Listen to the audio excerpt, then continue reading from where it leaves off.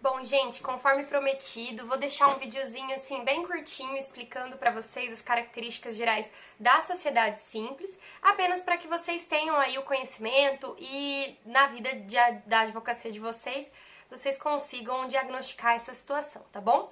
Então, a sociedade simples, né, ela vai ser destinada à constituição de uma sociedade entre profissionais que desenvolvem atividades intelectuais de natureza científica, literária, artística, né? A gente tem a previsão legal no artigo 466 do Código Civil, tá? Eu deixei um resuminho lá também, bem resuminho, apenas para que vocês tenham ali os elementos. Lembrando que essa matéria não vai ser cobrada em prova, tá bom? É apenas um complemento para vocês. Então, ok, gente. Então, a sociedade simples, ela é destinada para aquelas atividades que não exercem uma atividade empresarial, né? Lembra que a gente viu o conceito, né? Que hoje em dia, para que a gente determine o que vai ser englobado pelo direito empresarial, nós temos ali o conceito da teoria da empresa, né? Para que a gente tenha ali a determinação das atividades empresariais. E daí, aquelas atividades que não se encaixarem, elas também podem ser... Pode ser constituída uma sociedade para o exercício delas, mas aí serão sociedades simples, ok?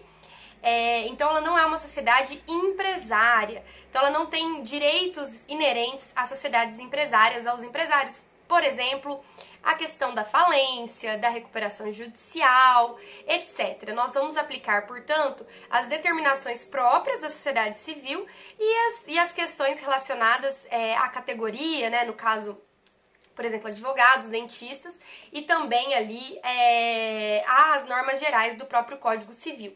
Não é, portanto, uma matéria de direito empresarial, ok?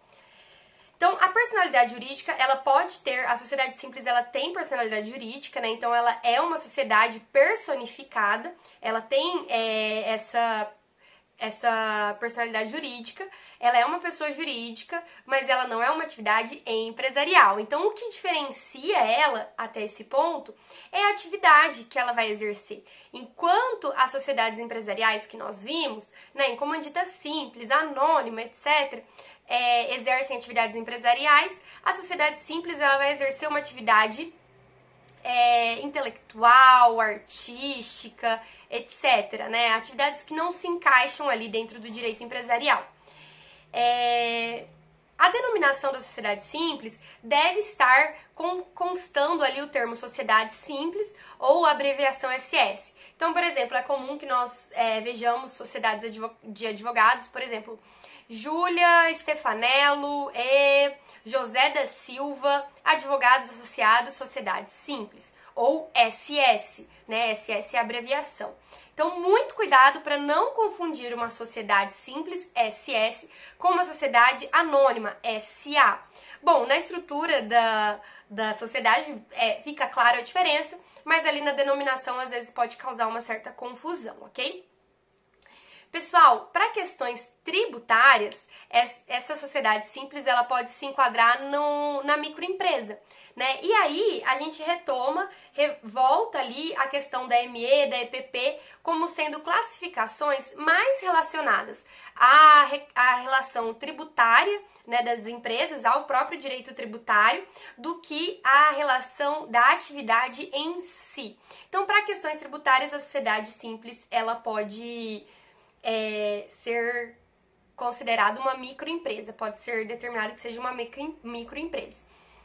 Gente, a sociedade simples, ela não necessariamente quer dizer, não necessariamente tem uma relação com o simples nacional, tá bom? Aí a gente tem que fazer um estudo tributário sobre o tema, um estudo sobre essa questão tributária, financeira, tá bom? Que daí não entra em direito empresarial, mas as formas de declaração dos impostos, das atividades jurídicas dessa sociedade simples vão ser regulamentadas pelo direito tributário, tá bom? Mas ela, a princípio, não tem essa relação íntima com o simples nacional. Ela é um conceito diferenciado.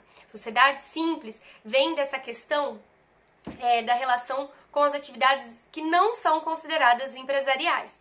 E nem pelo nome, apesar de que a princípio, quando ela surgiu, ela tinha uma ideia, né, de que seriam sociedades mais simplificadas, Hoje em dia isso já é ultrapassado, porque nós temos empresas aí, aliás, nós temos empresas que têm uma estrutura mais simples, que não é tão complexa, enquanto nós temos sociedades simples, sociedades de advogados, de dentistas, etc., que têm uma estrutura muito maior do que muitas empresas, né? Então, ela está mais relacionada à atividade que vai ser exercida do que com a sua estrutura em si.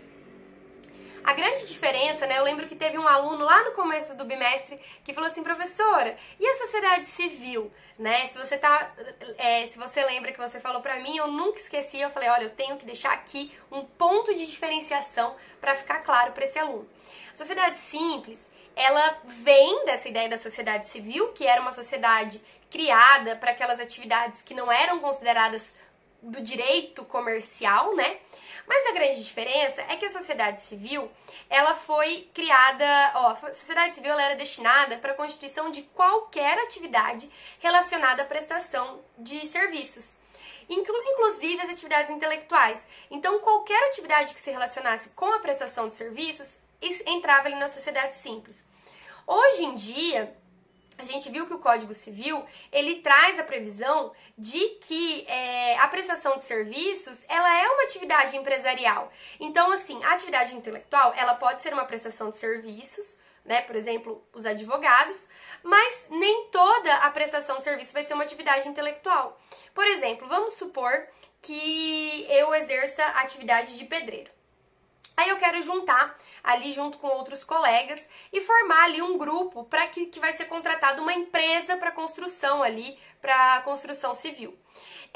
Eu vou estar prestando um serviço, só que não é um serviço de natureza intelectual. Então eu vou constituir uma sociedade empresarial e não uma sociedade simples. Então essa é a diferença. Enquanto a sociedade civil ela era criada para todas as formas de prestação de serviço, a sociedade simples ela é apenas para aquelas intelectuais, artísticas, científicas, etc.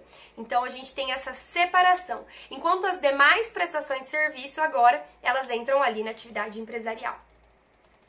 O ato constitutivo da sociedade simples também vai ser o contrato social, tá? Só que uma grande diferença é que ele vai ser inscrito e registrado no registro civil das pessoas jurídicas. Então, vulgo o cartório, né? A gente não é no registro comercial, não é na junta comercial, vai ser no cartório e também, dependendo da entidade de classe daquele grupo, né? Você, por exemplo, na OAB, uma sociedade de advogados, você também registra na OAB essa sociedade, tá? Então, também deve se observar as especificações da classe. Então, se você está fazendo um contrato social para uma sociedade de dentistas, é necessário que se observe a regulamentação, a lei específica e o código de ética daquela atividade específica, tá? Então, sempre deve haver um estudo profundo sobre o objeto daquele contrato. Daí também o contrato social ele vai respeitar ali os requisitos do artigo 977, né? Nome, objeto social, etc. Todos esses requisitos também vão ser observados. E daí nós temos alguns direitos e obrigações especiais, né? Previstos no artigo 1001 do Código Civil. Que essas obrigações começam imediatamente da assinatura do contrato, ou então eles podem determinar quando começam essas obrigações. Os sócios, eles não podem ser substituídos sem o consentimento dos outros sócios, né? E o que deve ser expresso em alteração contratual, o consentimento dos sócios em alguma alteração deve ser expressa. Os sócios, eles são obrigados das suas contribuições na medida em que for previsto no contrato, né? Então, se eles não cumprirem, eles podem ser notificados e responsabilizados pelos danos causados. O sócio também, ele só participa da sociedade aquele sócio que só participa da sociedade com os seus serviços, ele não pode exercer outra atividade que não seja dentro da sociedade, a não ser que esteja expresso ali na sociedade que ele poderá exercer atividade por fora. Então, se eu tenho uma sociedade de advogados, e eu entro ali com a minha mão de obra, eu não posso exercer uma atividade fora daquela sociedade de advogados, a não ser que esteja expresso. Então, a gente tem que prestar muita atenção nisso.